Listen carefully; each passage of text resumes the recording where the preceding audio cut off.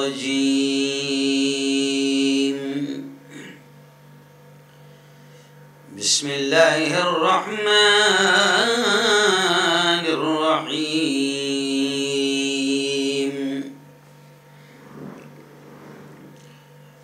لن ينال الله لحومها ولا دماؤها ولكن يناله التقوى منكم. وقال تعالى قل إن صلاتي ونسكي ومحياي ومماتي لله رب العالمين. وقال تعالى إن هذا لهو البلاء المبين. وقال رسول الله صلى الله عليه وسلم من وجد سعة لأن يضحي فلم يضحي فلا يقربن مصلانا أو كما قال عليه الصلاة والتسليم.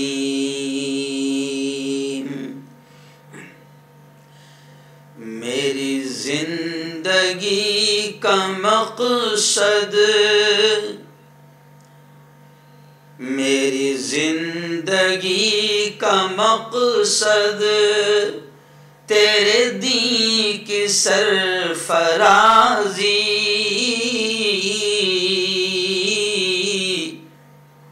میں اسی لیے مسلمان میں اسی لیے نمازی.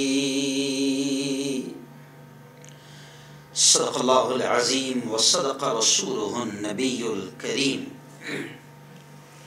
بہت ہی قابل صد احترام میرے نوجوان دوستوں، بزرگوں، ساتھیوں اور اپنے اپنے گھروں میں بیٹھ کر میرے اس بیان کو سن رہی میری پردہ نشین ماؤں اور بہنوں، سب سے پہلے تو ہم اس احسان پر، اللہ کے اس انعام پر بے انتہا شکر ادا کریں اس خالق کا، اس مالک کا کہ اس مالک نے اس سال کی دونوں عیدیں، دونوں تہوار اور دونوں خوشیوں کے دن اللہ نے ہم سب کو نصیب فرمایا. رمضان کی جو عید الفطر ہے، پورا مہینہ گزارنے کے بعد اللہ نے وہ بھی ہمیں نصیب فرمائی، اور پھر 2 مہینے، 2.5 مہینے کے بعد میں جو عظیم الشان ایک اور تہوار ہوتا ہے عید الاضحیٰ، جسے ہم عید قربان یا قربانی کا تہوار بھی کہتے ہیں. تو اللہ کا احسان ہے کہ اس مالک نے عید الفطر بھی اور عید الاضحیٰ بھی دونوں تہوار ہم سب کو نصیب فرمایا.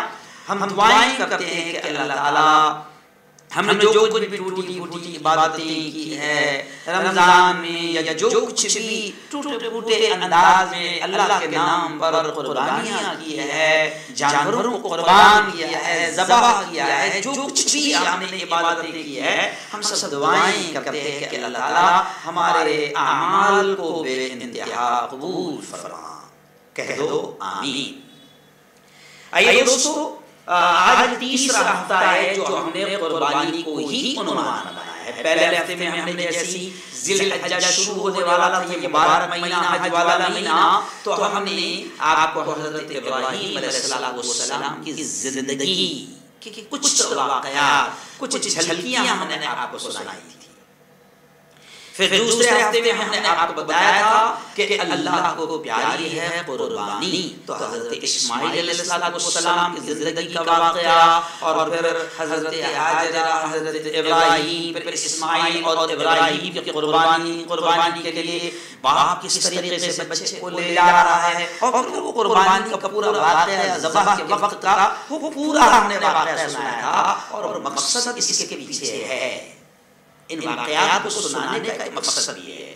میں سب سے پہلے آپ کو بتا دوں کہ وائرل نیوز لائیو صرف ایک خبروں کا چینل نہیں ہے، بلکہ ہم اس کے ذریعے سے مسائل بھی آپ تک پہنچاتے رہتے ہیں، وقت اور حالات کے اعتبار سے، رمضان کے مسائل، روزوں کے مسائل، زکوٰۃ کے مسائل، حج کے مسائل، قربانی کے مسائل، اور ہر ہفتے الحمدللہ 3 سال سے بڑی کامیابی کے ساتھ بلا ناغہ ہم باقاعدہ ہر جمعرات کو لائیو بیان بھی کر رہے ہیں۔ بڑی محنت کرنا پڑتی ہے، بس دعائیں کیجیے کہ اللہ ہماری ان محنتوں کو قبول فرمائے، اور آپ لوگ دیکھتے ہیں، اس لیے ہم اس چینل کے ذریعے سے باقاعدہ پابندی سے ہم آپ تک خبریں بھی پہنچاتے ہیں، بے بات انداز میں کچھ مدعے بھی اٹھاتے ہیں، اور قرآن و حدیث کی باتیں بھی بیان کے ذریعے سے آپ تک پہنچاتے رہتے ہیں۔ تو ہمارا ایک مقصد ہے، اور قرآن میں بھی ان واقعات کو بیان کرتے وقت اللہ نے خود کہا نحن نقص علیک احسن القصص، اللہ کہتا ہے کہ ہم قصوں کے وہ حصے بیان کرتے ہیں جس میں امت کے لیے کچھ پیغام ہو، جی ہاں کچھ سندیش ہو۔ تب 2 ہفتے ہم نے قربانی پر تفصیلی بات سنی، تو آج ہم نے عنوان رکھ دیا آج کے بیان کا کہ آخر یہ کروڑوں جانور پوری دنیا میں اللہ کے نام پر ذبح کیے گئے، جس سے قربانی کہا جاتا ہے، تو آخر اس قربانی کا مقصد کیا ہے؟ قربانی کا پیغام کیا ہے؟ کیوں اللہ نے یہ قربانی کروائی، اور کیا چاہتا ہے اللہ اس قربانی کے ذریعے سے؟ اس قربانی کو اللہ نے امت مسلمہ کے مالداروں پر واجب کیوں کر دیا؟ اللہ نے باقاعدہ اپنے نبی کی زبان سے یہ کہلوایا کہ اے محمد صلی اللہ علیہ وسلم کہہ دو من وجد سعتا لأن يضحی فلم يضحی فلا يقربن مصلانا، اے محمد کہہ دو کہ جو قربانی کی طاقت رکھتا ہے، قربانی کی استطاعت رکھتا ہے، یعنی اللہ نے جس کو مان دیا ہے وہ قربانی کر سکتا ہے، اور پھر بھی اگر وہ قربانی نہ کرے تو اللہ نے اپنے نبی کی زبان سے بڑے سخت الفاظ کہلوائے کہ اے محمد کہہ دو کہ قربانی کی طاقت کے باوجود بھی اگر کوئی قربانی نہ کرے فلا یقربن مصلانا، تو وہ ہماری عیدگاہ کے قریب بھی نہ آئے۔ اتنے سخت الفاظ کہ عیدگاہ کے قریب بھی نہ آئے۔ اور قربانی کے بارے میں جب صحابہ نے حضور سے پوچھا کہ ما ہی الاضاحی یا رسول اللہ، اے اللہ کے رسول صلی اللہ علیہ وسلم یہ قربانیاں کیا ہے؟ تو پیارے آقا نے جواب دیا سنت ابیکم ابراہیم، یہ تمہارے ابا ابراہیم کی سنت ہے، یہ تمہارے والد ابراہیم کی سنت ہے۔ صحابہ نے پوچھا فما لنا فیہا یا رسول اللہ، اس میں ہم کو کیا ملے گا اے اللہ کے رسول؟ تو پیارے آقا نے فرمایا بِكُلِّ شَعْرَةٍ حَسَنَةٍ، کہ ہر بال کے بدلے تمہیں ایک نیکی ملے گی۔ صحابہ نے پوچھا حضور اگر وہ اون والا دمبا ہے جس کے بدن پر بہت بال ہوتے ہیں تو اس میں بھی، تو حضور نے فرمایا کہ ہاں اس کے بھی ہر بال کے بدلے میں تمہیں ایک نیکی ملے گی۔ تو کیوں آخر قربانی کی اتنی اہمیت بتائی گئی؟ قربانی کو کروڑوں جانوروں کو اللہ نے ذبح کروایا، کیوں؟ کیا مقصد ہے؟ تو آج اسی پر بات کر لیتے ہیں، اسی پر بات کر لیتے ہیں۔ ابراہیم کا اسماعیل کا واقعہ آپ نے سنا، قربانی کا واقعہ آپ نے سنا، آج تھوڑا شارٹ بیان کرتے ہوئے آج اسی پر بات کر لیتے ہیں کہ آخر مقصد قربانی کیا، قربانی کا پیغام کیا، قربانی کا سندیش کیا۔ جی ہاں، تو سب سے پہلے تو قربانی کے تعلق سے اللہ کیا کہہ رہا ہے؟ قرآن مقصد کے تعلق سے لَن يَنَالَ اللَّهَ لُحُومُهَا وَلَا دِمَاؤُهَا وَلَكِن يَنَالُهُ التَّقْوَىٰ مِنكُمْ. کہ اللہ کہہ رہا ہے کہ اس کا نہ گوشت پہنچتا ہے اللہ کو. قربانی کے جو جانور تم ذبح کر رہے ہو اس کا گوشت اللہ کو نہیں پہنچتا. وَلَا دِمَاؤُهَا نہ خون پہنچتا ہے. پھر کیا پہنچتا ہے؟ اللہ کہہ رہا ہے وَلَكِن يَنَالُهُ التَّقْوَىٰ مِنكُمْ، بلکہ تمہارا تقوی، تمہارا جذبہ وہ اللہ کو پہنچتا ہے کہ قربانی کے جانور ذبح کرتے وقت، قربانی کرتے وقت تمہارا جذبہ کیا تھا، تمہاری نیت کیا تھی اور کیا ہے، یہ اللہ کو پہنچتا ہے. جی ہاں، یہ اللہ کو پہنچتا ہے. جی اللہ کہتا ہے کہ مجھے خون نہیں پہنچتا ہے، مجھے گوشت نہیں پہنچتا ہے. گوشت الحمدللہ آپ کے اور میرے پیٹ میں، پوری قوم کے پیٹ میں جاتا ہے اور اتنا کھاتے ہیں اللہ کے بندے. اور گوشت اللہ ان 3 دن نہیں بلکہ پورا 10 دن اگر کہوں یا بعض لوگ تو پورا مہینہ بھر فریج میں بھر لیتے ہیں اور اتنا کھاتے ہیں کہ جتنا سال بھر نہیں کھاتے ہیں. تو گوشت آپ کے ہمارے پیٹ میں پہنچتا ہے، خون نالیوں میں جا رہا ہے، گڑے میں جا رہا ہے، اللہ کو کیا پہنچ رہا ہے؟ تو اللہ کہتا ہے تمہارے دلوں کے اندر کیا جذبہ ہے قربانی کرتے وقت وہ مجھے پہنچتا ہے. اب کیا جذبہ ہونا چاہیے؟ کیا جذبہ ہونا چاہیے؟ تو وہ بھی اللہ نے کہہ دیا اور نبی پاک صلی اللہ علیہ وسلم نے سکھا دیا کہ قربانی کرتے وقت یہ جذبہ ہونا چاہیے جو قربانی کی دعا میں آپ کو سکھا دیا گیا ہے. لیکن کیا کریں، قربانی کی دعا بھی تو اکثر لوگوں کو یاد نہیں، اس میں بھی کرائے کا آدمی ہے، کرائے کا مولانا کو لاتے ہیں، اس کو بولتے ہیں بھائی تم ذبح کرو، تم ذبح کرو اپنے ہاتھ سے. جبکہ سنت طریقہ یہ ہے جس کی قربانی ہے خود اپنے ہاتھوں سے ذبح کرے. اور اس وقت جو دعا پڑھی جاتی ہے اور عربی میں جو دعائیں ہیں اس کا مطلب بھی نہیں معلوم ہوتا ہے، تو آپ اسی دعا میں جو بہت ساری دعا پڑھی جاتی ہے نا، اسی دعا میں جو ہے اللہ نے مقصد کو بھی بیان کر دیا. کیا کہا؟ سب سے پہلے ہمیں کہا گیا ہے کہ قربانی کے جانور کو قبلہ رخ لٹاؤ. جی ہاں، اور جو ذبح کر رہا ہے اس کا بھی رخ قبلہ کی طرف. تو یہیں پر ایک پیغام مل گیا اور پھر الفاظ کہے گئے انی وجہت وجہی للذی فطر السماوات والارض، کہ میں نے اپنا رخ اس ذات کی طرف کر لیا، میں نے اپنا منہ، اپنا رخ اس ذات کی طرف کر لیا جس نے زمین و آسمان کو پیدا کیا.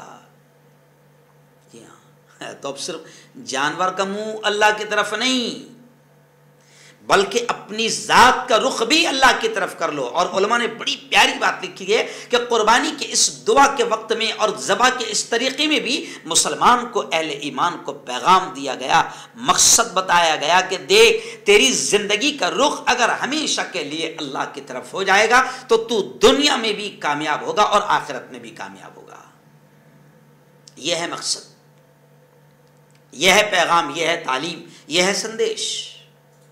ایسے ہی جو دوسرے الفاظ ہیں جو جانور کو ذبح کرتے ہوئے پڑھے جاتے ہیں، جو دوسرے الفاظ ہیں جو جانور کو ذبح کرتے ہوئے پڑھے جاتے ہیں، وہ الفاظ کیا ہے؟ وہ بھی قرآن کی آیت ہے. قل، اللہ کہہ دیجئے ان صلاتی، کہ بے شک میری نماز، ونسکی، اور میری قربانی.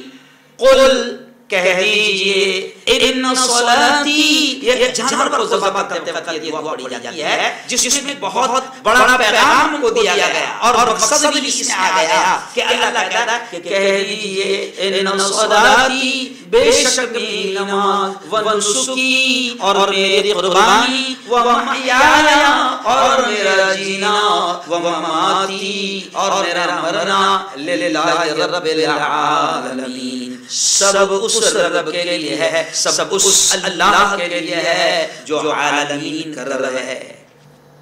جی ہاں، یہ پیغام اور یہ مقصد ہے کہ کہہ دو کہ اللہ میرا سب کچھ تیرے لیے، میں نماز پڑھتا ہوں تو نماز پڑھتے وقت بھی ہم کیا کہتے ہیں؟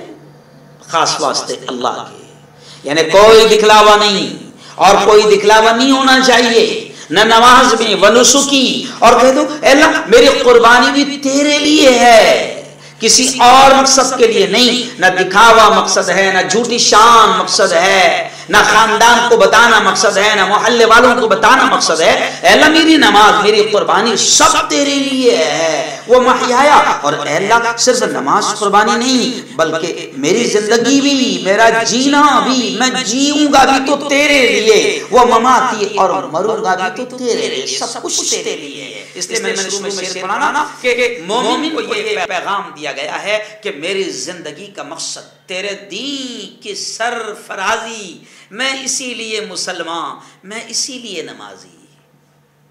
آؤ اب بہت سادی انداز میں آپ کو اور مقصد بتا دیتا ہوں جو علماء کرام نے سامنے رکھا ہے قربانی کے تعلق سے۔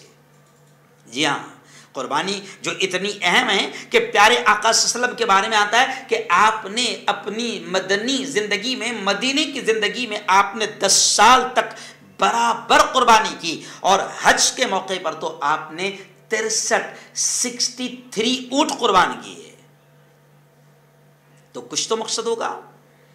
تو علماء نے بڑی پیاری بات کہی، بہت پیاری بات کہی۔ آج ہم لوگ پیغام نہیں سمجھ پا رہے، ہمارا تو عجیب مسئلہ ہو گیا ہے۔ آپ دیکھو ہم قربانی کو رسمی طور پر فارمیلٹی کے طور پر کر رہے ہیں، ہم کو کہا گیا، مسئلہ بتا دیا گیا کہ 1 ذی الحجہ جب لگ جائے تو اگر آپ قربانی کرنے والے ہیں تو ناخن واخن بال وغیرہ نہ کاٹیں، قربانی کے بعد کاٹیں۔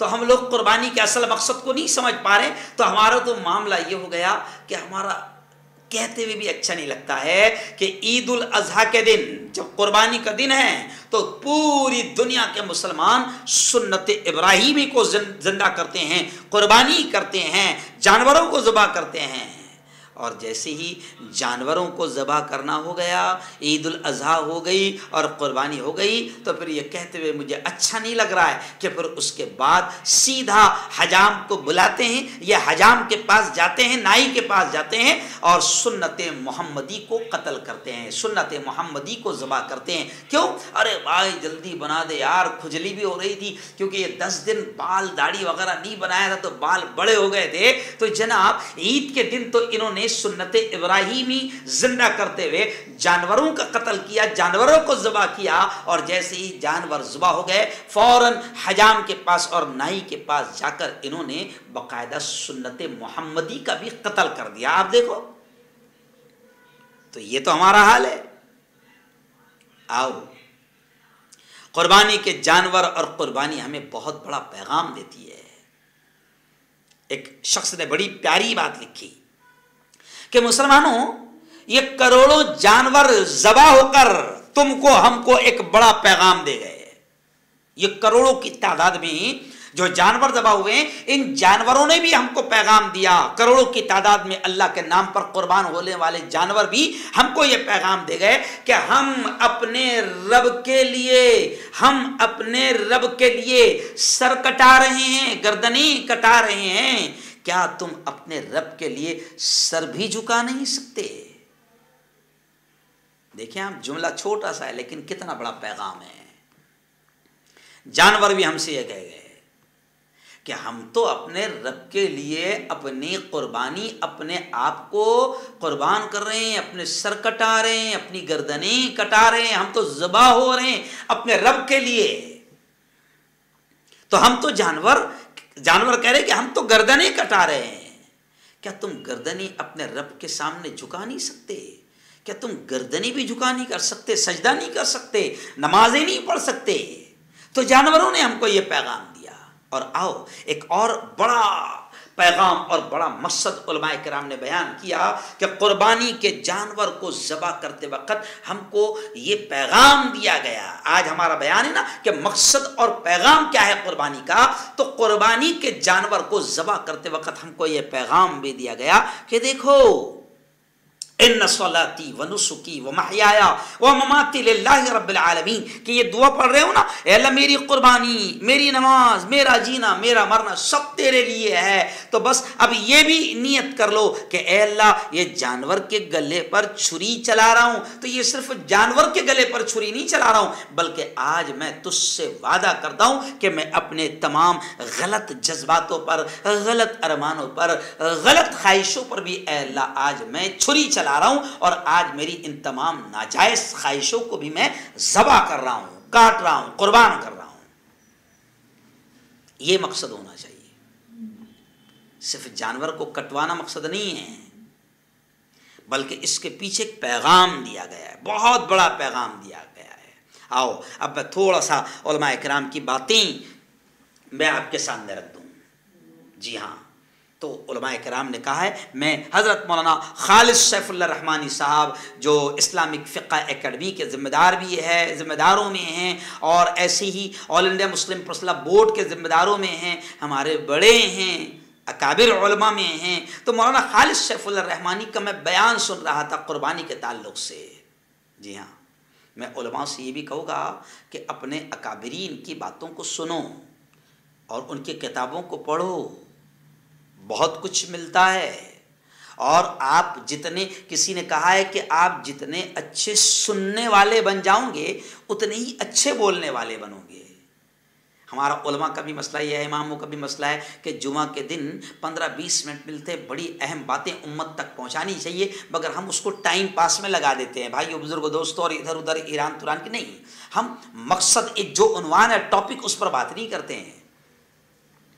تو پڑھیں، مطالعہ کریں، اپنے اکابرین علماء کی باتوں کو سنیں، ان کے بیانات کو سنیں۔ تو مولانا خالد سیف اللہ رحمانی نے ایک بڑی بات کہتے ہوئے کہا کہ قربانی کا ہر سال جو قربانی کروائی جا رہی ہے، اس کا ایک مقصد یہ بھی ہے کہ حضرت ابراہیم علیہ السلام کے واقعے کو، ان کی یاد کو تازہ کرنا، کیونکہ ابراہیم کا جو واقعہ ہے اس میں ہم سب کے لیے ڈھیر سارا پیغام ہے۔ جیسے میں نے پہلے 2 بیانوں میں بتایا، تو میں تھوڑی سی جھلک بتا دینا ابھی بھی ضروری ہے، ڈھیر سارا پیغام ہے۔ ابراہیم کے واقعے میں، ان کی زندگی میں ہم کو یہ پیغام ملتا ہے کہ اگر پوری دنیا بھی مخالف ہو، خاندان بھی مخالف ہو، رشتہ دار بھی مخالف ہو، جیسے کہ ابراہیم کی پہلی آزمائش اور امتحان اللہ نے جو لیا کہ حضرت ابراہیم ایک اللہ کے ماننے والے، اور اللہ نے امتحان اور آزمائش ایسے لیا کہ ابراہیم کو ایسی فیملی، ایسے گھرانے، ایسے خاندان میں پیدا کر دیا جو پورے علاقے کا بتوں کا ہول سیلر تھا، مورتیاں بنا کر پورے علاقے میں وہاں سے بیچی جاتی تھی، وہاں سے کاروبار ہوتا تھا۔ اب اللہ نے اپنے بندے ابراہیم کا سب سے پہلے امتحان لیا، لیکن ابراہیم کوئی ساتھ میں نہیں، نہ خاندان، نہ چاچا، نہ باوا، نہ بڑے باپ، نہ کوئی رشتہ دار ساتھ میں نہیں، پورا علاقہ مخالف۔ لیکن ایسے وقت بھی ابراہیم صرف توحید کا پیغام دے رہے ہیں، یہاں تک کہ بادشاہ کے دربار میں پہنچ کر بھی بادشاہ کو بھی اور پوری قوم کو بھی پیغام دے رہے ہیں کہ جن خداؤں کے سامنے تم پیشانی جھکاتے ہو اور جن کو اپنا دکھڑا، اپنا درد بیان کرتے ہو، ارے ان میں طاقت نہیں ہے، وہ سن نہیں سکتے، بول نہیں سکتے، ان میں اتنی طاقت نہیں کہ ان کے سامنے جو تم رکھتے ہو پرساد کے طور پر، چاہے وہ مٹھائی کی شکل میں ہو یا کسی بھی شکل میں، ان کے سامنے سے چوہا ان کے پرساد کو، ان کی مٹھائی کو، ان کے پیڑے کو، ان کے کھوبرے کو لے کر بھاگ رہا ہے، تو ان میں اتنی طاقت نہیں کہ وہ اپنے سامنے کی پرساد کو چوہے سے روک سکے، تو وہ اپنے پرساد کو نہیں بچا سکتے تو تمہیں کیا بچائے گی؟ تو خیر وہ ایک لمبا واقعہ ہے جو میں نے پہلے سنایا تھا۔ تو ابراہیم کی زندگی میں یہ بھی ایک پیغام ہے کہ پوری قوم کیوں نہ مخالف ہو جائے، جیسے علامہ اقبال نے کہا نا کہ اگرچہ بت ہے جماعت کی آستینوں میں، اگرچہ بت ہے جماعت کی آستینوں میں، مجھے ہے حکم اذاں لا الہ الا اللہ، اور یہ دور اپنے براہیم کی تلاش میں ہے۔ پوری نظم ہے نا، صنم کدا ہے جہاں لا الہ الا اللہ، اور علامہ اقبال نے یہ بھی کہا نا، ابراہیم کی زندگی سے ہم کو پیغام ملتا ہے کہ امتحان میں اللہ کی آزمائش میں پورے اترو، پھر دیکھو اللہ کیسے نوازے گا۔ ابراہیم کے بارے میں کہا نا علامہ اقبال نے ایک شعر کہ آج بھی ہو جو براہیم سا ایمان پیدا، آگ کر سکتی ہے انداز گلستہ پیدا۔ یعنی ابراہیم کی زندگی ہم کو پیغام دیتی ہے کہ اگر زندگی میں اللہ کی محبت پیدا کر لو اور ہر امتحان میں کامیاب ہو جاؤ تو ہر دور میں اللہ حالات کو تمہارے حق میں بنا سکتا ہے۔ ابراہیم کے لیے آگ جلائی گئی، ابراہیم کو اس آگ میں پھینکا گیا۔ دنیا سمجھ رہی تھی کہ اتنی خطرناک آگ ہے کہ ابراہیم تو جل بن کر راکھ ہو گیا ہوگا، خاک ہو گیا ہوگا، ختم ہو گیا ہوگا، لیکن ابراہیم اللہ کے حکم پر قائم ہے اور اللہ کی محبت میں قائم ہے اور آگ کو دیکھ کر بھی پیچھے نہیں ہٹ رہے ہیں کہ میرا انجام کیا ہوگا۔ تو پھر اللہ کہتا ہے قُلْنَا يَا نَارُ كُونِي بَرْدًا وَسَلَامًا عَلَىٰ إِبْرَاهِيمَ، اللہ نے آگ کو حکم دے دیا کہ ابراہیم پر ٹھنڈی ہو جا اور سلامتی ہو جا، تو آگ ٹھنڈی ہو گئی، سلامتی ہو گئی ابراہیم کے لیے۔ تو علامہ اقبال نے کہا کہ آج بھی مسلمانوں ابراہیم کے جیسا ایمان پیدا کرو تو سارے حالات تمہارے حق میں ہو سکتے ہیں۔ یہ نفرتوں کی آگ جو تمہارے لیے جلائی جا رہی ہے، ان ساری نفرتوں کی آگ کو اللہ بجھا سکتا ہے، مگر شرط یہ ہے کہ ویسا ایمان تو تم پیدا کرو، ویسی محبت تو تم پیدا کرو۔ لیکن ہم ویسی محبت پیدا کرنے کو تیار نہیں۔ ابراہیم اپنی اولاد کو قربان کرنے کو تیار، ہم اپنی چھوٹی چھوٹی خواہشوں اور چھوٹے چھوٹے ارمانوں کو قربان کرنے کو تیار نہیں۔ میری شادی ہے، بیٹی کی شادی ہے، کسی کی شادی ہے، چھوٹے چھوٹے ارمانوں کو ہم اللہ کے لیے قربان کرنے کو تیار نہیں۔ رب نے کہا کہ یہ حرام، یہ گناہ ہے، یہ پاپ ہے، یہ جرم ہے، یہ زنا ہے، لیکن ہم شادیوں میں ارمان پورے کر رہے ہیں۔ ہم چھوٹے چھوٹے ارمانوں کو اللہ کے نام پر قربان کرنے کو تیار نہیں، اور تمنا یہ ہوتی ہے زندگی میں سکون آ جائے، بیٹی کی شادی کروا رہا ہوں، بیٹی کی زندگی میں سکون آ جائے، ایک دم مست زندگی ہو، ایش ہی ایش ہو، کوئی جوائی کی طرف سے تکلیف نہ ہو، کوئی سسرال کی طرف سے تکلیف نہ ہو، اور بیٹی تو پھولوں میں کھیلے۔ ارے پاگل، چھوٹے چھوٹے ارمانوں کو تو اللہ کے لیے قربان کرنے کو تیار نہیں، نبی کی بات کو ماننے کو تیار نہیں، اور تیری تمنا ہوتی ہے کہ سارا زمانہ تیرے لیے تیار رہے اور سب کچھ تیرے حق میں ہو جائے۔ تو مولانا خالد سیف اللہ رحمانی کہتے ہیں کہ حضرت ابراہیم کے واقعے کو اللہ تازہ کرواتا ہے، وہ پورا واقعہ، اور وہ جو وعدہ ہم اللہ سے کرتے ہیں، جی ہاں، وہ اللہ وعدے کو تازہ کرواتا ہے کہ اے اللہ ہم آپ کے دین کے لیے، آپ کے حکم پر ہر طرح کی قربانی کے لیے تیار ہیں۔ اصل مقصد جو جانور کی قربانی سے تازہ ہوتا ہے وہ یہ ہے، جانور کو ذبح کرنا اصل نہیں۔ جیسے ابراہیم کے ذریعے سے اسماعیل کو اللہ قربان کروانا مقصد نہیں تھا، بلکہ اللہ ابراہیم کو چیک کر رہا تھا اور امتحان لے رہا تھا، اور ابراہیم امتحان میں کامیاب ہو گئے، تو پھر اللہ نے پوری دنیا کے قیامت تک آنے والے انسانوں کے لیے اس عمل کو زندہ رکھوایا کہ تم میرے ابراہیم کی یاد کو، اس کی قربانی کو تازہ کرو، اور ہر سال تم بھی یہ وعدہ کرو کہ اے اللہ آج میں جانور ذبح کر رہا ہوں تیرے نام پر، کل تو اگر میری بھی جان مانگے گا تو تیرے دین کے لیے میں اپنی جان بھی قربان کروں گا، اپنی اولاد کو بھی قربان کروں گا، اپنے مال کو بھی قربان کروں گا۔ یہ ہے اصل مقصد قربانی کا۔ جی ہاں، ایک عالم دین مفتی طارق مسعود وہ کہتے ہیں کہ یہ جو لبرل قسم کے لوگ کہتے ہیں نا قربانی سے کیا حاصل، یہ کروڑوں جانور کو ذبح کر کے کیا ملے گا، جی ہاں اس سے اچھا تو ہے کہ کسی غریب کی شادی کرا دو۔ ارے ہاں بھائی، غریب کی شادی کرانے کے لیے، غریب کی مدد کرنے کے لیے، یتیم اور بیوہ کی مدد کرنے کے لیے اللہ نے زکوٰۃ رکھی ہے نا۔ ارے تیری عقل ایک طرف اور رب کا حکم ایک طرف، ہر حکم تیرے پاگل کی عقل میں ہر حکم آ جائے ایسا ہو نہیں سکتا ہے. اللہ کا ہر حکم تجھے سمجھ میں آ جائے ایسا نہیں ہو سکتا ہے. محبت تو یہ ہے, قربانی تو یہ ہے کہ رب نے کہا قربان کر دے, بس تیار. ورنہ ابراہیم بھی تو اعتراض کر سکتے تھے نا, آبجیکشن لے سکتے تھے نا کہ اللہ تعالیٰ یہ ایک ہی تو بیٹا ہے جو بڑے مانگنے کے بعد ملا ہے, میرے مولا آخر تو اس کو ذبح کیوں کروا رہا ہے. وہ بھی تو سوال کر سکتے تھے. ان کے بھی تو دماغ میں آ سکتا تھا کہ میں کوئی اور چیز قربان کر دوں, لیکن نہیں. محبت اسے ہی کہتے ہیں کہ اللہ تو جو کہیں گا مانوں گا, چاہے عقل میں آئے یا نہ آئے, سمجھ میں آئے یا نہ آئے, بس تیرا حکم ہے, چوں چرا بغیر چوں چرا کے قبول کروں گا. نو کنتو پرنتو, تو نے کہہ دیا مانوں گا. یہ مقصد ہے. جی ہاں. اور مفتی طارق مسعود صاحب نے ایک بڑی پیاری بات کہی کہ جن کے باپ دادا کے بلڈ میں, جن کے باپ دادا کے خون میں قربانی ہونا, تو اس کے اثرات نسلوں میں آتے ہیں. جی ہاں, خیر واقعہ کچھ اور ہو جائے گا.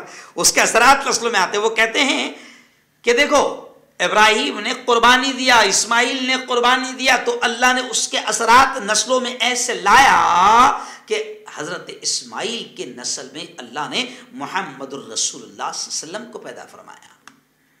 تو تمہارے ہمارے بلڈ میں اگر قربانی کا جذبہ ہوگا نا, تو آنے والی نسل میں قربانی کا جذبہ پیدا ہوگا. بلکہ ایک بڑی پیاری بات کہ خود نبی نے, پیارے آقا محمد مصطفیٰ صلی اللہ علیہ وسلم نے اپنے بارے میں یہ کہا ہے, یعنی نبی نے اپنے بارے میں کہا ہے انا ابن الذبیحین, کہ میں 2 ذبیحوں کا بیٹا ہوں. یعنی میری خاندان میں, میرے باپ دادا میں 2 ایسی ہستیاں ہیں جو اللہ کے لیے قربان ہوئی تھی, جنہوں نے اللہ کے لیے قربانی دیا تھا. ایک تو یہ حضرت اسماعیل کہ میں ان کی نسل میں ہوں, تو اب میرے باپ اسماعیل اللہ کے نام پر ذبح ہوئے تھے, تو اسماعیل ذبیح اللہ. اور دوسرے کون, تو پورا واقعہ ہے, اس کو میں تفصیل سے نہیں سناؤں گا کیونکہ وقت پھر اس میں ختم ہو جائے گا. دوسرے کون, بہت سارے لوگوں کو نہیں معلوم ہے. جی ہاں, کون دوسرے, کہ آپ کے خود کے سگے والد, محمد صلی اللہ علیہ وسلم کے سگے والد عبداللہ, وہ بھی ذبیح اللہ ہے. کیسے تو واقعہ ملتا ہے, صرف شارٹ اشارہ کر رہا ہوں کہ جب ابرہا کعبۃ اللہ کو گرانے کے لیے آیا,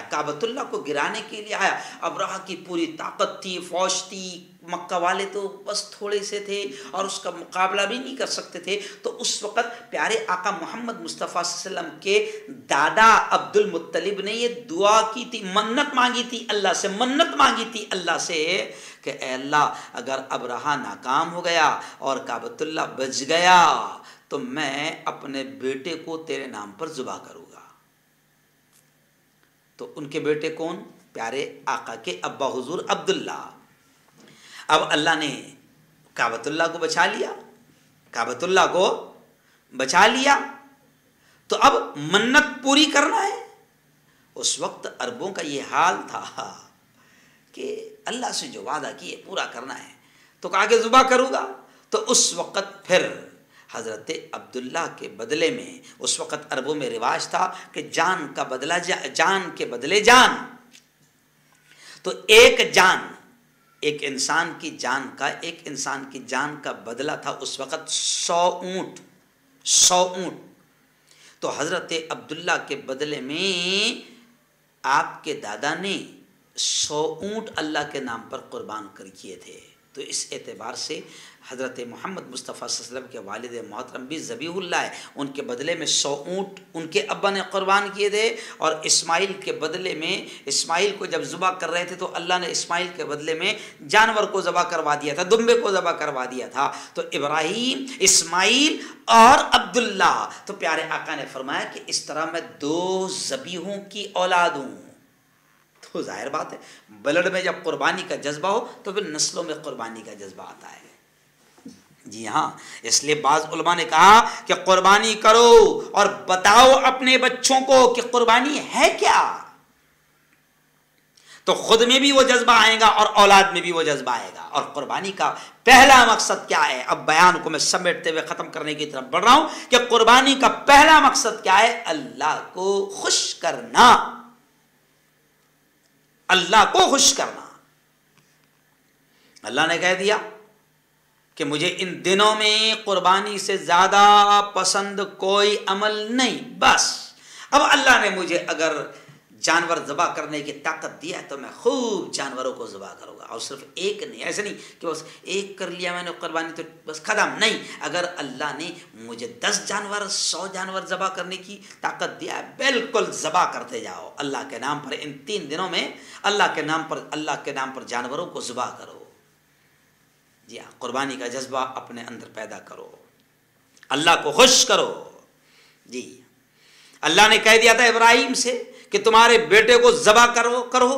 ابراہیم اپنے بیٹے کو ذبح کرنے کے لیے تیار ہو گئے. اب ہم سے اللہ نے کہہ دیا کہ وہ یاد تم کو تازہ کرتے ہوئے جانوروں کو ذبح کرنا ہے. اب اللہ نے ہم کو مال دیا ہے. اب اللہ کہتا ہے میں ان 3 دنوں میں مجھے سب سے زیادہ خوش کرنے والا کوئی کام ہے تو وہ قربانی ہے. اب 3 دنوں میں مسلمانوں کو چاہیے کہ اللہ کے نام پر جانوروں کو خوب قربان کریں. اللہ دلوں کا جذبہ دیکھتا ہے کہ اللہ کے نام پر تم قربان کرنے کے لیے تمہارا جذبہ کیا ہے، تمہارا مقصد کیا ہے. اور پھر وہی کہوں گا کہ یہی مقصد پیدا کرو کہ اے اللہ آج جانور ذبح کر رہا ہوں، کل اگر تو نے میری اپنی جان بھی تیرے دین کے خاطر اگر مانگا اور تیرے دین کے خاطر اگر مجھے اپنی گردن بھی کٹانا پڑے تو میں جھکوں گا نہیں. تیرے دین کے خاطر میں اپنی گردن بھی کٹاؤں گا. اور اگر تو نے میری اولاد کو بھی مانگا تو میں اپنی اولاد کو بھی تیرے دین کے لیے ایسے ہی قربان کروں گا. یہ جذبہ پیدا ہونا چاہیے، ہے نا. اب ہم کو سمجھ میں آئے یا نہ آئے، نبی نے تو کہہ دیا کہ قربانی کے ہر بال کے بدلے میں ایک نیکی ہے. تو اب اللہ ہی جانتا ہے کہ ان کے پیچھے مقصد کیا ہے. بلکہ آؤ تھوڑا سا میں یاد دلا دوں، میں نے اس سے پہلے کہا تھا کہ جس شخص کی زندگی میں قربانی آتی ہے نا، اور جو اللہ کے نام پر قربانی کرتا ہے اور اپنی چیزوں کو قربان کرتا ہے تو اللہ اسی میں برکت دیتا ہے. جیسے مال کو اگر بار بار انسان اللہ کے نام پر زیادہ لگاتا ہے، خرچ کرتا ہے، قربان کرتا ہے، مدرسوں میں، مسجدوں میں، یتیموں پر، بیواؤں پر، بے کسوں پر، مریضوں پر، بیماروں پر، محتاجوں پر مال خرچ کرتا رہتا ہے، اللہ کا وعدہ ہے جس چیز کو تو قربان کرے گا میرے لیے، میری خوشی کے خاطر میں اس میں برکت دوں گا. جانوروں کو قربان کرتے ہیں، جانوروں میں برکت دوں گا. آپ دیکھو میں نے پہلے بتایا تھا آپ کو کہ جو چیز اللہ کے نام پر قربان ہوتی ہے اس میں اللہ نے برکت رکھ دیا ہے. تو میں نے مثال سمجھایا تھا پچھلے ہفتے یا 2 ہفتے پہلے کہ آپ دیکھو جو جانور اللہ کے نام پر ذبح ہوتے ہیں، جیسے بکری، بکرا، دمبا، بیل، بھینس اور جتنے بھی جانور، اونٹ وغیرہ، جتنے جانور حلال ہے جو ذبح کر سکتے ہیں، آپ اللہ کے نام پر قربانی کر سکتے، تو آپ ان کو دیکھو اللہ نے ان جانوروں میں کتنی برکت رکھ دی. جو اللہ کے نام پر قربان ہوتے ہیں اللہ نے ان جانوروں میں اتنی برکت رکھ دی کہ کروڑوں روزانہ قربان ہوتے ہیں پوری دنیا میں. اور قربانی کے وقتوں میں پھر کروڑوں ہر سال 3 دن تک کے قربان ہوتے ہیں، کاٹے جاتے ہیں جانور. لیکن آپ دیکھو کبھی آپ نے نہیں سنا ہوگا کہ ان جانوروں کا شارٹیج ہو گیا کہ نہیں بھائی. ابھی آپ کل چلے جائیے، ابھی آج 4 دن ہوئے قربانی کو، کل چلے جائیے آپ کسائی کی دکان پر، ہے نا، بکرا لینے کے لیے، گوشت لینے کے لیے آپ کسائی کی دکان پر چلے جائیے تو کسائی آپ کو یہ نہیں کہتے ملے گا نہیں یار اس سال جو ہے نا قربانی میں بہت جانور کٹ گئے تو ابھی فی الحال 1-2 مہینے تک کے قربان جانور نہیں ملیں گے کاٹنے کے لیے. ایسا نہیں ہے، بلکہ روز کروڑوں کٹتے ہیں، ان میں برکت اللہ نے رکھا ہے. اور کمال عجیب بات ہے کہ یہ جو جانور اللہ کے لیے کٹتے ہیں یہ زیادہ جب جنتے ہیں تو زیادہ بچے نہیں دیتے ہیں. بکری 1 2 3 بس، گائے بیل بھینس 1 2، اور کروڑوں کرتے ہیں اور پیدا اتنے کم ہوتے ہیں. لیکن کبھی آپ کو ان میں شارٹیج نہیں ملے گا کہ یہ ختم ہو گئے. اب دوسرے جانور جو اللہ کے نام پر قربان نہیں ہوتے ہیں، جن کی قربانی نہیں ہے، تو آپ ان کو دیکھو وہ جنتے ہیں ایک ساتھ 10 12 بچے ہیں، لیکن ان کا شارٹیج آپ کو ملے گا. آپ دیکھ لو، آپ دیکھ آپ کے محلے میں ناپاک جانور خنزیر نہیں ملے گا. حالانکہ خنزیر ایک ساتھ 12 15 20 بچے جنتا ہے، لیکن نہیں ملے گا، شارٹیج ہے۔ آپ دیکھو کتے بلی، یہ جتنے حرام جانور ہے آپ کو ان کا شارٹیج ملے گا، یہ زیادہ نہیں ملیں گے آپ کو۔ جی ہاں، تو اللہ نے ان چیزوں میں برکت رکھی ہے جو اللہ کے نام پر قربان ہوتی ہے۔ اس لیے لبرل قسم کے پڑھے لکھے جاہلوں کو یہ سمجھنا چاہیے کہ تمہاری عقل بہت چھوٹی ہے۔ جی ہاں، تمہاری عقل اللہ کے حکم کے سامنے فیل ہے۔ اللہ کا حکم ماننا اصل ہے، چاہے وہ عقل میں آئے یا نہ آئے۔ تو آئیے دوستو، آج ہم طے کر لیں انشاءاللہ کہ ہم قربانی کے مقصد کو سمجھیں گے، اور قربانی کے مقصد کو سمجھیں گے تو پھر دیکھو آپ انشاءاللہ زندگی میں کیسی برکتیں آئیں گی۔ پھر دیکھو آپ اللہ کیسی برکتیں دے گا۔ اللہ نے ابراہیم کو آزمایا، ہاجرہ کو آزمایا۔ او میری بہنوں، ہاجرہ کی زندگی بھی آپ دیکھو کہ شوہر چھوڑ کے جا رہے ہیں پہاڑوں میں جہاں پر پانی کا قطرہ نہیں، دودھ پیتا بچہ گود میں، شوہر پہاڑوں میں چھوڑ کر جا رہے ہیں۔ بیوی شکوہ شکایت نہیں کرتی ہیں، صرف اشارہ ملتا ہے کہ رب کا حکم ہے اس لیے چھوڑ کر جا رہا ہوں، اشارہ کرتے ہیں۔ تو بیوی بھی کہتی ہے جاؤ، اگر رب کا حکم ہے تو پھر وہی رب ہمیں پالے گا۔ اور پھر اس رب نے ان پہاڑوں کو ایسے آباد کیا کہ آج دنیا کی سب سے خوبصورت بستی ہے مکہ، اور جہاں پانی کا قطرہ نہیں تھا آج وہاں کا پانی زمزم پوری دنیا کے ہر گھر میں جاتا ہے۔ جی ہاں، دنیا کے ہر گاؤں میں جاتا ہے۔ جہاں پانی کا قطرہ نہیں تھا، جہاں کچھ اگتا نہیں تھا، کانٹیں ببول، وہاں پر آج دنیا کا ہر قیمتی سے قیمتی پھل وہاں کے لوگوں کو اللہ کھلاتا ہے۔ تو ہاجرہ کی زندگی آپ دیکھو میری بہنوں، اللہ کے نام پر قربانی دی تو اللہ نے زندگی میں ایسی برکتیں دی، اور ان کے طفیل اللہ نے مکہ کو ایسے آباد کر دیا۔ ابراہیم کی زندگی دیکھو، اور میرے جوانوں اور بچوں، اسماعیل کی زندگی کو دیکھو کہ اسماعیل باپ کہہ رہا ہے کہ میں تجھے اللہ کے نام پر ذبح کر رہا ہوں۔ بتا بیٹا تیرا کیا کہنا ہے؟ تو بیٹا یہ نہیں کہہ رہا ہے کہ ابا حضور ایسی بے وقوفی کی باتیں کر رہے ہیں، آپ مجھے کاٹنے کی باتیں کر رہے ہیں۔ بیٹا بھی کہہ رہا ہے، اسماعیل بھی کہہ رہا ہے، چھوٹے بچے ہیں اور کہہ رہے ہیں ابا حضور جو اللہ کا حکم ہے آپ اس کو پورا کیجئے، آپ مجھے صبر کرنے والا پاؤں گے۔ آج اللہ نے اسماعیل کی قربانی کو زندہ رکھا، اسماعیل کی یاد کو زندہ رکھا، ابراہیم کی قربانی کو زندہ رکھا۔ تو میرے بھائیوں، میرے بہنوں، میرے جوانوں، یہ کروڑوں جانور ذبح ہو کر ہم کو یہ پیغام دے رہے ہیں کہ ہم اللہ کے نام پر گردنیں کٹا رہے ہیں۔ تم گردنیں جھکانے والے تو بن جاؤ، تم نمازی تو بن جاؤ۔ یہ قربانی ہم کو پیغام دے رہی ہے کہ مقصد یہ ہے کہ جانور ذبح کروانا مقصد نہیں، بلکہ رب کو خوش کرنا مقصد ہے۔ زندگی میں طے کر لو میرے مولا، میرا جینا میرا مرنا سب کچھ تیرے لیے ہے۔ میں اٹھوں گا تو تیرے لیے، سوؤں گا تو تیرے لیے، چلوں گا تو تیرے لیے، کاروبار کروں گا تو تیرے لیے، جو کچھ کروں گا، شادی کروں گا تو تیرے حکم اور تیرے اشارے پر، نبی کی سنتوں پر عمل کروں گا، صرف تجھے خوش کرنا مقصد ہے۔ سب کچھ قربان کروں گا، جان مال، جانور، اولاد، خواہشات، ارمان، جذبات، تمنائیں، ساری چیزیں قربان کروں گا تیرے لیے۔ یہ قربانی کا مقصد ہے، اور ہر سال اسی وعدے کو اور اسی یاد کو اللہ تازہ کرواتا ہے۔ اللہ تعالیٰ سے میں دعا کرتا ہوں کہ اللہ تعالیٰ ہم کو صحیح سمجھ نصیب فرمائے، اور قربانی کے جذبے کو اللہ تعالیٰ ہمارے اندر پیدا فرمائے۔ اور میں اپنے ملک کے ہندو بھائیوں کو بھی پیغام دوں گا کہ دیکھو ہر دھرم میں قربانی ہے، الگ الگ شکل میں، ہم قربانی کہتے ہیں۔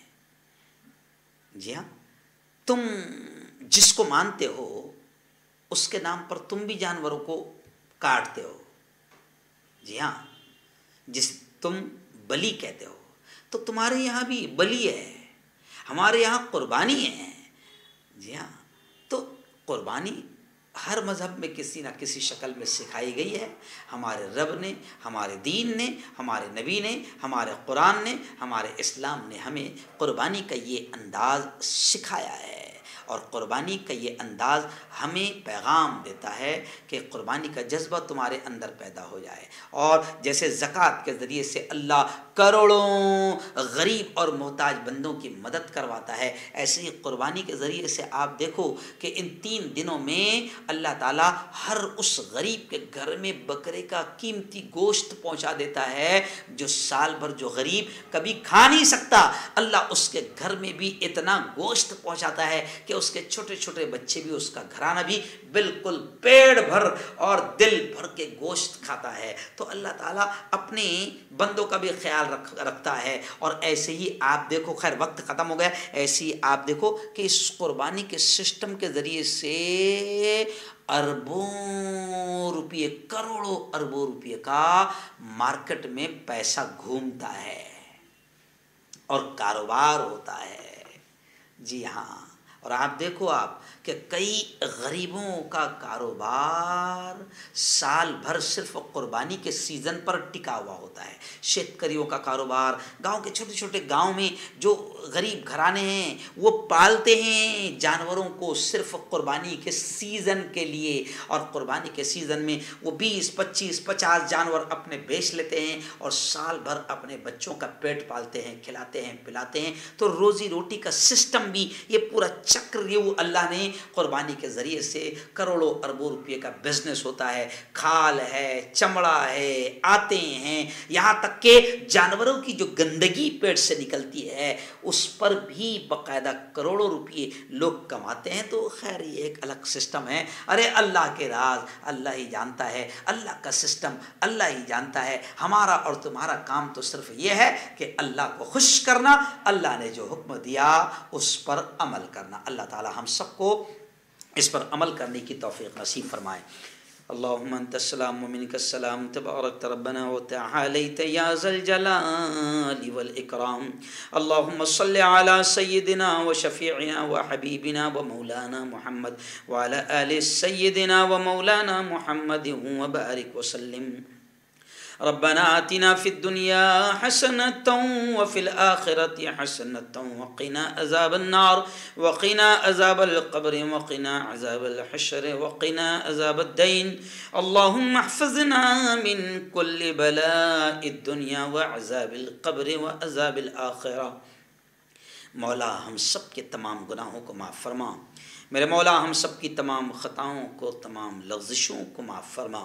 رب دو جہاں رات کے اندھیرے میں، دن کے اجالے میں، میرے مولا جانے میں انجانے میں جو کچھ بھی چھوٹے بڑے گناہ ہوئے ہیں محض اپنے فضل سے، اپنے کرم سے معاف فرما. میرے مولا تیری محبت، تیرا پیار، تیرا عشق، تیری دوستی ہم سب کو نصیب فرما. میرے مولا تیرے نبی کا سچا عشق، تیرے نبی کی سچی محبت ہم سب کو نصیب فرما. خدا بندہ قربانی کے دن ختم ہو گئے ہیں. جن لوگوں نے بھی تیرے نام پر قربانیاں کی ہے، جانوروں کو ذبح کیا ہے، میرے مولا تو سب کی قربانیوں کو قبول فرما.